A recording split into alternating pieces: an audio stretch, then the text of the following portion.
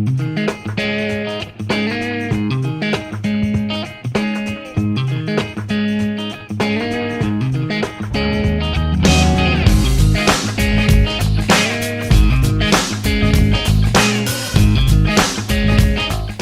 pessoal, estou aqui para mais uma dica de física e a dica de hoje vai tratar sobre quantidade de movimento, também conhecido como momento linear.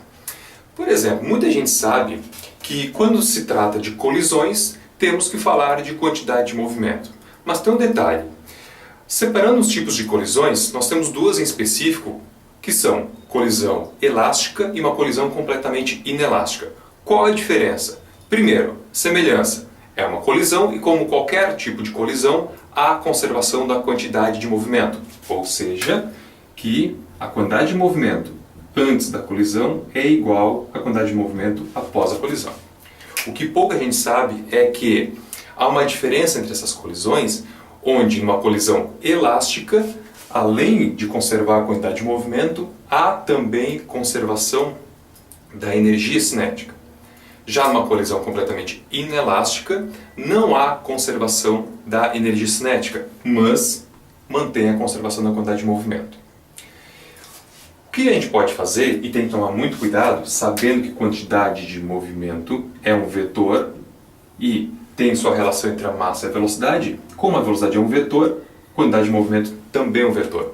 Por isso, a dica é, tome muito cuidado com o vetor, ou seja, com o sentido da velocidade. Então tem muita gente que simplesmente tem um problema, coloca os valores de velocidade, mas além dos valores do módulo da velocidade, tem que tomar cuidado com o sentido. Será que a velocidade é positiva ou negativa? Tudo isso vai depender da escolha do teu referencial. Tem um outro detalhe também, que é quando envolvem dois corpos numa colisão e que têm a mesma massa. Olha o que acontece, vamos conferir esse exemplo numa questão da FUVEST. Confere aí comigo. Dois caixotes de mesma altura e mesma massa, A e B, podem movimentar-se sobre uma superfície plana, sem atrito. Estando inicialmente A parado, próximo a uma parede, o caixote B aproxima-se perpendicularmente à parede com a velocidade V0, provocando uma sucessão de colisões elásticas no plano da figura. Após todas as colisões, é possível afirmar que os módulos das velocidades dos dois blocos serão aproximadamente... Note, no problema ele fala que há conservação também da energia cinética. Por que eu estou afirmando isso? Porque o enunciado nos dá a informação de que é uma colisão elástica. Então lembre, numa colisão elástica, além disso daqui ser verdadeiro, há também a conservação da energia cinética. Ou seja, a energia cinética imediatamente antes da colisão é igual à energia cinética imediatamente após a colisão. Um outro detalhe é que esses dois corpos, esses dois caixotes que o enunciado nos dá, têm a mesma massa. Ou seja, a massa de A é igual a de B. Com isso em mente, se tu souber que é uma colisão, então há conservação da quantidade de movimento, essa colisão é elástica, há conservação da energia cinética também durante a colisão, e que os corpos envolvidos nessa colisão têm a mesma massa, o que acontece é que toda a quantidade de movimento do corpo que vai colidir é transferida integralmente ao corpo que estava, por exemplo, parado. Assim sendo, o que nós temos?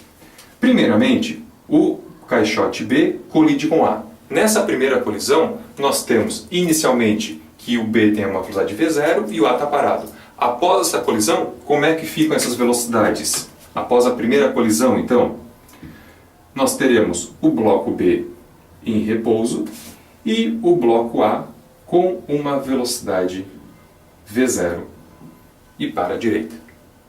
Lembrando, isso porque isso só é verdade, essa inversão aqui, porque é uma colisão elástica e os dois blocos têm a mesma massa.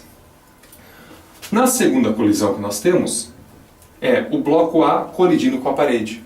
Como também é uma colisão elástica e a parede não vai se movimentar, então o bloco A bate com uma velocidade V0 e volta com o mesmo módulo de velocidade. Ou seja, após a colisão, nós temos o B parado, continua lá, e o A volta agora aqui para cá com uma velocidade V0. Com o vetor agora tem um sentido contrário a esse daqui.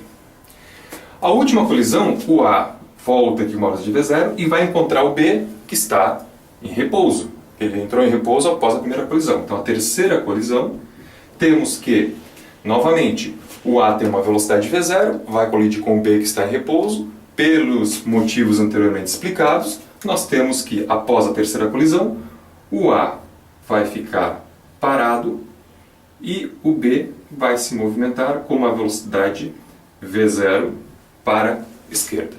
Então, no final dessas colisões, pelo fato, novamente, de ter conservação da quantidade de movimento, conservação da energia cinética e terem a mesma massa, nós temos como alternativa correta a alternativa que nos representa que a velocidade de A após as colisões é zero e a de B vale V0, como inicialmente aqui, tendo o mesmo valor.